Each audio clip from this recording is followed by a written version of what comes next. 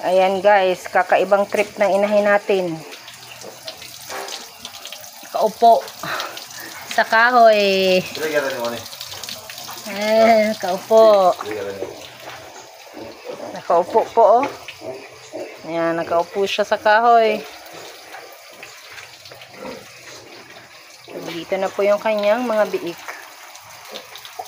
Ayan dun, kabila. Diba isa na lang po, 11. Pero okay na po yan guys.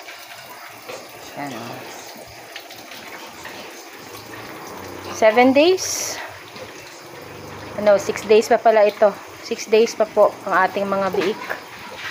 So hindi pa po natin naturuan na kumain kasi po na-busy tayo sa ibang trabaho. Pero baka ngayong Saturday po ay bibigyan na natin ng pagkain. Okay.